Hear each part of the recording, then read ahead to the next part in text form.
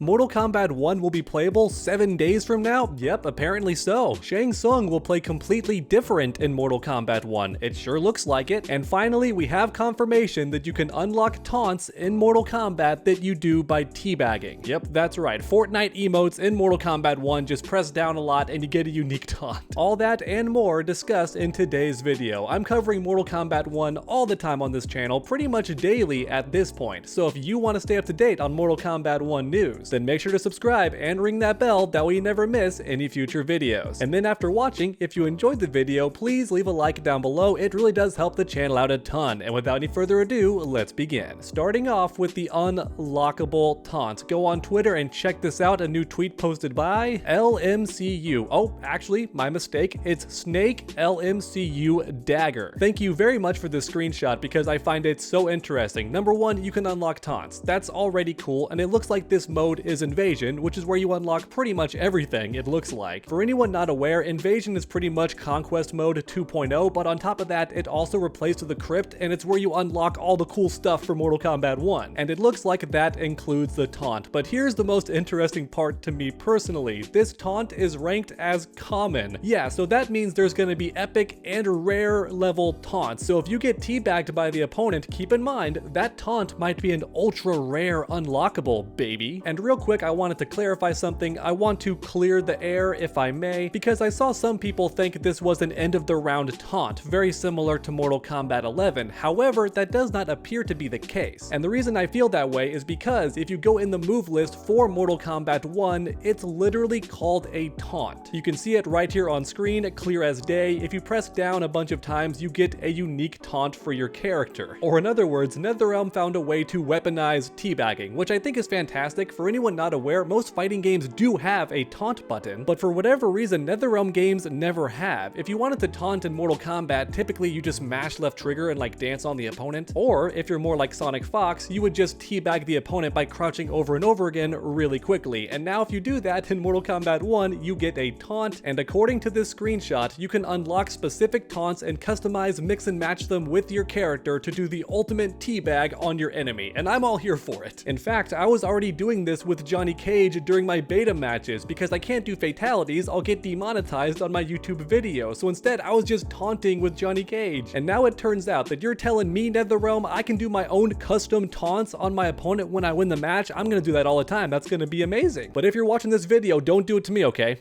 That's not cool, okay? Don't teabag me, don't do really cool taunts on me, don't you hit me with the super rare ultra mega taunt, alright? I will quit this channel, I will delete everything, alright? Oh, and real quick, before we move on to topic number 2, I wanted to clarify a mistake that I made in a recent video, because I was wrong. I saw people unlocking cameos during the Invasion mode and assumed that you had to unlock those characters to use them online, but it turns out that those cameo unlocks were likely just for the Invasion mode itself, and as a result, you likely do have access to all the cameo characters when you go online or play versus in an offline mode, which is honestly great news because I was not looking forward to having to grind and unlock all the cameo characters just to do my guide. So the good news is they likely are unlocked by default whenever you go online. That's fantastic. So next up, for topic number 2, let's talk about playing Mortal Kombat 1 early. That's right, when you watch this video, just 7 days from now, it's going to be available in some stores. And believe it or not, that's not intentional. NetherRealm does offer ways to play the game 4 days early, but a whole 10 days early? No, they were not planning on that. It just turns out that some stores, for whatever reason, don't keep track of release dates, and instead they just start selling the game as soon as they get it, because they can't be bothered to double check the release dates. Believe it or not, this actually happened with Street Fighter 6 when I was at Chicago for Combo Breaker 2023. So it's not just a Mortal Kombat thing. People were straight up going into Target and other stores and just buying Street Fighter 6 early, because again, sometimes these retailers don't double check the release dates. However, just in case you're watching this video late, that early release date is scheduled to be on September 8th. However, I would advise against buying the game early, and that's not just because I'm a Mortal Kombat chill. It's because I've actually gotten a game early before as a review copy, and it turns out that when you play a game early, a lot of the features don't work correctly, especially online, and that's because the day 1 patch hasn't dropped yet. So once again, that's why I advise against picking up Mortal Kombat 1 early. It's not going to play correctly. There's going to be some weird weird things and shenanigans happening all over the place. And then on top of that, I can guarantee that a lot of the online modes are going to be completely locked or just not function correctly, because again, the developers wait for release day to apply a lot of the updates and patches. That's just the era we live in, okay? When I was a kid growing up, I'd go to Blockbuster, rent a video game, and it worked straight out of the box, okay? There was no day one update, there wasn't even online yet. But I'm older now and times change, alright? Games need that day one patch to perform correctly, so I don't recommend getting Mortal Kombat 1 early, I just don't. In fact, here's something funny. I actually made a guide for Frost using my review copy of Mortal Kombat 11, and look what happened. One of her attacks behaved completely incorrectly, and I did not know this at the time. I made that guide, I uploaded it, it went live, but unbeknownst to me, that's not how the move is supposed to work. It's not supposed to launch them like a bomb, it's supposed to freeze them in place, but once again, the day one patch was missing. And as a result, Frost played incorrectly, and now that guide is forever wrong on my YouTube channel, so there you have it. Don't play games early, they don't work correctly. Alright, and now finally it's time for topic number 3, how Shang Tsung is going to play in Mortal Kombat 1. I don't know about any of you watching, but for me personally, I find it very suspicious that we still haven't seen any gameplay for Shang Tsung in Mortal Kombat 1. I mean, for Pete's sake, the guy's a pre-order bonus. So what's the deal there? What's going on at NetherRealm Studios? Are they just saving his gameplay for a combat cast, or is he going to be in the final trailer to build hype? That seems kinda odd too, because he's the pre-order bonus. We need some gameplay now. So once again, I'm sitting here wondering,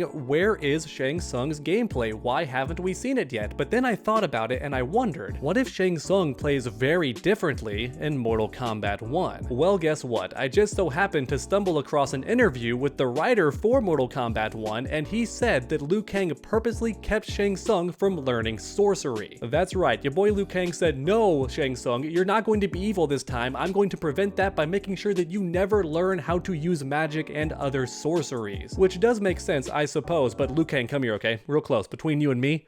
Why didn't you just kill him? Like, I understand you're a monk, you don't kill people, but this guy is like nuke level threat, okay? This man wipes out entire cities, bodies upon bodies of murder. So I think just this one time, you could forget about your Batman no killing rule and just end Shang Tsung. Just choke him as a baby. Stomp on that baby. Don't stomp on babies, I'm just joking. But anyway, the main point is, Shang Tsung has not had time to learn sorcery at all, and that's why he's a snake oil salesman in story mode. The man does not know any magic whatsoever. Instead, he's selling herbal tea to Outworlders and promising them that it cures all kinds of diseases, but it doesn't. The man's a complete fraud and does not know any magic. However, like we see in the trailer, Kronika does approach Shang Tsung and promises him that he can be a powerful warrior once again, and he's definitely going to fight for her. But here's the thing, sorcery takes a long time to master. We're talking years upon years, and I really doubt there's going to be a random time skip in this game. And as a result, Shang Tsung's not going to have time to become the all-powerful sorcerer that we know him to be. And I noticed that in the very first Mortal Kombat trailer, he has this new weapon, kind of claw blade attack on his wrist, kind of like Wolverine, right? Which is a weapon he's never had before in previous games, and I wonder if that's meant to help compensate for the fact that he's not as strong of a sorcerer this time around. He has weapons. And then I started thinking more and wondered, what if Kronika is going to give him items that are already enchanted and can do magic stuff for him? That would be really cool, because it would allow Shang Tsung to still have sorcerer-like attacks, but also make him a very different and new character, and I love that idea. Because once again, mastering magic takes a very long time, and just look at Rain, okay? Rain plays completely differently, but still has water-based attacks, so he's still Rain. And I'm wondering if that's also going to happen with Shang Tsung. He's still going to be a sorcerer, but instead of being a master who learned these things over centuries, he's gonna be wielding enchanted items instead, and using various weapons here and there to compensate for his lack of sorcery. That sounds really, really cool to me. And also, minor side note, did anybody else notice how Shang Tsung glows yellow in this trailer instead of his trademark green? I don't know, I just find that really interesting. Shang Tsung has always been green. That's always been his color, but here it's yellow, which could support my theory of him being an amateur sorcerer, or it could just be a color change. Too early to tell. And as you all know, I love making these videos interactive, so here's the part where I ask you, what do you think about Shang Tsung in Mortal Kombat 1? Why haven't we seen any of his gameplay yet? And how do you feel about the customizable taunts? Does that sound funny and hilarious to you? And finally, even though I told you not to, are you going to try and get your greedy little mitts on Mortal Kombat 1 early at September 8th? Let me know your answers to all these questions in the comment section down below, because like I keep saying in every single video, I truly do read every single comment. I don't always reply because there's thousands on every video, but but I do read each and every one of them, so grab that keyboard and make your voices heard. And then while you're down there posting a lovely comment, if you enjoyed the video, please leave a like down below. It really does help my channel out a ton. And finally, finish that combo by subscribing and ringing that bell, that way you never miss any future videos. Make sure to come back next time, and as always, stay underdogs.